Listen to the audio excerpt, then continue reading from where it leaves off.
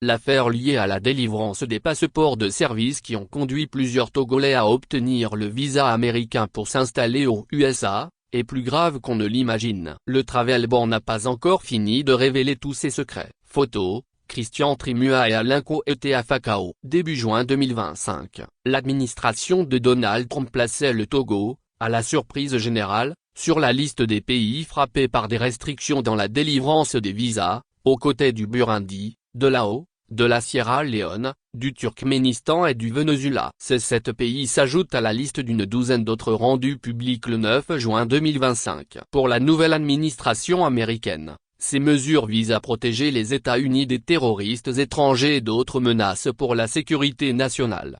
6,06 mois plus tard, le Togo se retrouve de nouveau sur la liste des 19 pays désormais frappés de suspension de toutes les demandes de visa. La particularité, c'est que cette mesure ne concerne pas seulement le gel des visas, mais aussi des procédures d'asile en cours, et plus grave, un audit de la Green Card, carte verte, aux détenteurs depuis 2021. Ce durcissement de la politique migratoire, conséquence directe de la fusillade mortelle contre des militaires de la garde nationale à Washington le 26 novembre dernier, impliquant un Afghan, sème la panique et le désarroi au sein de la communauté togolaise établie aux États-Unis. Comment le Togo s'est-il retrouvé sur cette liste noire? Selon des sources proches du département d'État, il y a eu dans la période récente, plusieurs Togolais détenteurs de passeports de service qui se sont installés aux USA avec leur famille. Plus grave encore, certains, une fois sur le territoire, sont entrés en procédure d'asile. Ainsi, des ministres en fonction, des députés, cadres de l'administration et bien d'autres, se sont engouffrés dans cette brèche pour installer leurs familles et proches aux USA. Selon toujours les mêmes sources proches du département d'État, les autorités togolaises ont fait un lobbying courant mois d'août pour la levée de la suspension, mais sans succès. Du côté de Washington, on attend des autorités togolaises, une pleine et entière coopération pour le démantèlement de ce réseau avec des sanctions. Le sujet constitue un embarras total pour Lomé, qui n'a fait jusqu'ici aucune déclaration officielle, même si elle reconnaît en privé les faits impliquant certains responsables du secrétariat général de la primature d'alors, avec des complicités au service des passeports, et des ramifications dans certains services de l'administration. Christian Ninaon Trimua, le visage du scandale, toujours protégé par le régime. La délivrance des passeports de service à des personnes qui ne sont pas des agents de l'État, ni des collectivités territoriales ou encore des établissements publics était une pratique courante permettant aux détenteurs d'avoir des facilités d'obtention des visas dans les consulats. Pour mettre fin à cette anomalie qui commençait par faire du bruit dans certains milieux, il a été décidé de centraliser la délivrance de ce type de passeport au secrétariat général du gouvernement à la primature, poste occupé par Christian Ninaon Trimua jusqu'au 3 septembre 2025. L'intéressé, dans une lettre circulaire en date du 1er juillet 2024 adressée aux responsables des institutions et ministères, rappelait la nouvelle procédure d'établissement des passeports de service, qu'on fait fac-similé.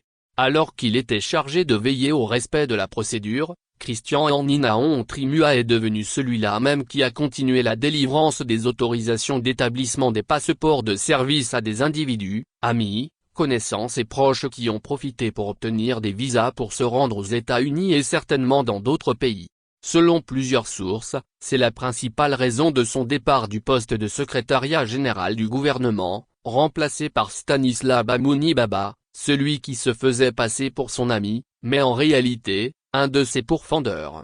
Christian Ninaon Trimua ne s'est pas contenté de distribuer les autorisations d'établissement des passeports de service à des amis, pire, il a volé au secours d'autres faussaires dans certains ministères impliqués dans ce vaste trafic de documents officiels. Le sieur Alain Coete à Fakao, juriste de formation, diplômé de l'ENA, était fonctionnaire à la primature entre 2009 et 2015. Très proche de Christian Trimua, il était secrétaire général du ministère de l'économie maritime, de la pêche et de la protection côtière sous le ministre Kokou Idem-Ting.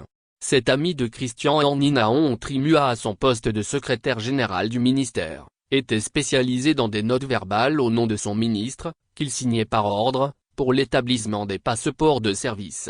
Au total 11 personnes ne relevant pas du ministère ont pu avoir des passeports de service et se sont rendues aux États-Unis au nom du dit ministère. Lorsque le pot rose a été découvert, Alain Coetea Facho a été arrêté pour faux et usage de faux, abus de confiance. D'abord en garde à vue, il a été placé sous mandat de dépôt et envoyé en prison. Christian Horninaon Trimua, au lieu de saluer la fermeté de son collègue Kokou Edem Ting, a choisi de critiquer la sévérité de la sanction, jugeant l'incarcération excessive.